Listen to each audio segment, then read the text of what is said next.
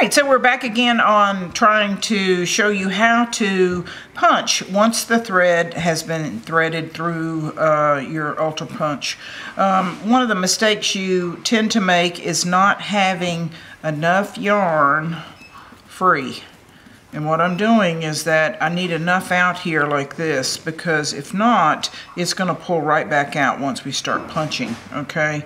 And to illustrate this better, I'm going to do a little drawing and then I'm going to show you what this does. So on my drawing here, these are kind of like arrows, and I've actually done a larger version of that here in my drawing.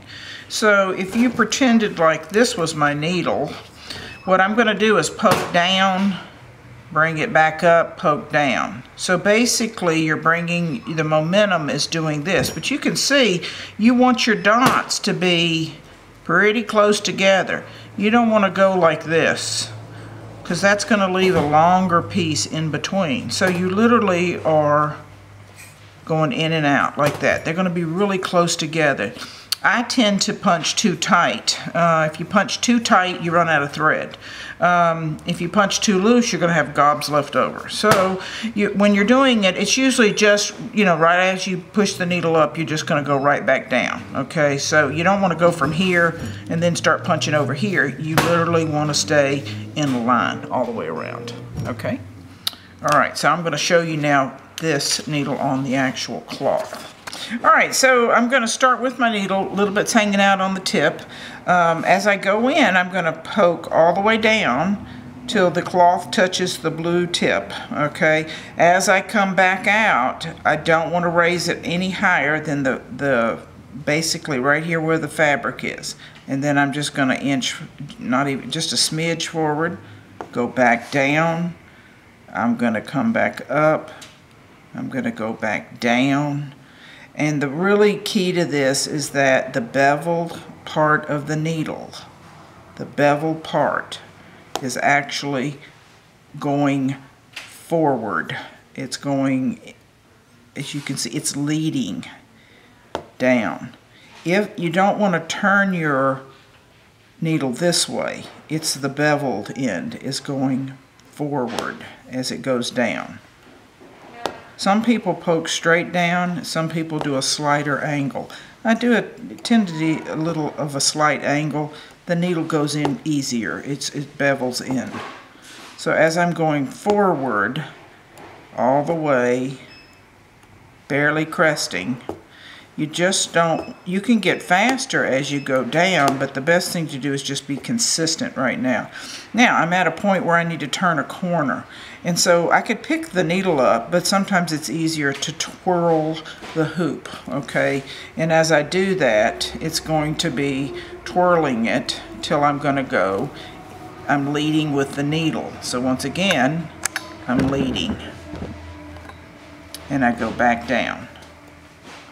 When I get to another point here, I'm going to lead with the needle. If you had a circle, it would be, turning it, but because I'm going to a point, I'm actually making sure that my needle is leading.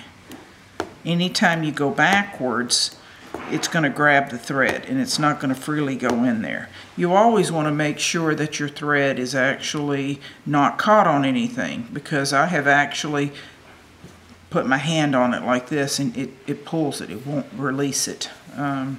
If you notice something happening, it's usually where your thread is binding. So as you're going, you're leading with the needle. As you go around, come back to a point. Once again, just barely lead with the needle. If this is bothering you right here, you can trim that, okay? I'm going to trim it here at the end, and I want to show you how you trim. If I pull up too much, see this? Now I've got this loop here. This is not good. I can either trim, or I go back to the end of the needle and pull my slack out until the point touches. Because that will happen if you're not careful. So as I'm going around, I'm leading with the needle, like that. Sometimes people will put a finger down here just to stabilize it, because if you're not used to pointing and pushing, sometimes this keeps you a little bit more, it keeps your fabric somewhat taut, because I'm pushing down a little bit and I'm able to go a little bit quicker. So as I came around, once again, this did get hung. So it is a matter of making sure your yarn is not obstructed by anything. Sometimes that wing nut will grab it, and as I'm going around. Now, once again, I do punch really tight, but if you've noticed, my threads are not on top of each other, but they're next to each other. They're not a big gap, but they're next to each other. Once again, that's a personal preference. If you don't want it that tight, then you're going to move it away. But if you're not that tight, depending on how thin your thread is, we'll show you what happens on the other side. As soon as I finish this arrow, I've got like 2 more passes. That's where it's going to get caught. And I've got one more, maybe one more. Let me put one more in there. Makes a popping noise. The popping noise is it just going into the tight weaver's cloth. All right, I've got one more pass. You can see I just have barely a little skinny line here, and I'm going to just go right in the middle of it. As I'm leading. See, I'm leading with this. When you're getting ready to get to the end of it, you think, okay, I'm finished with this color, I don't want to do any more. This is what if you pull directly up, you're probably going to pull out a couple of pieces. I tend to try to grab the thread right here where my finger is. And then as I pull up, I'm able to have a thread that I can see, and that's where I'll take my scissors. And I usually have a flat pair that I'm able just to do this with. So I can trim that one, and then I'm going to trim that one. You don't tie a knot. The fabric is squeezing it, all right? If by chance, when you turn it over, because this is the back, this will be the front.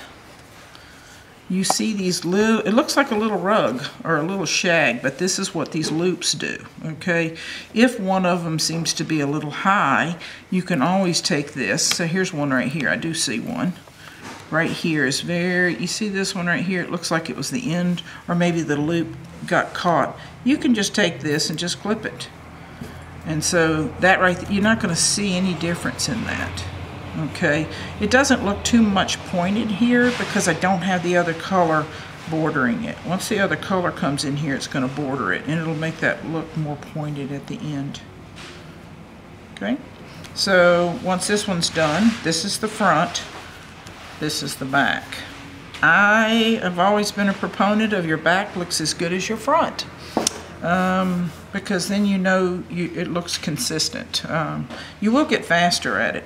The other thing I did, I may have explained this, but there's numbers here. I put these numbers on here because of the kit. I just wrote them in pencil because most of the kits, they have a number on each one.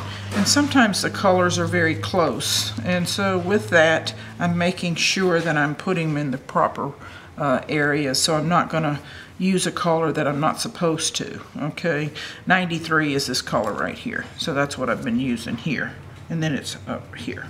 I would do all of these first, and then I would go to another color.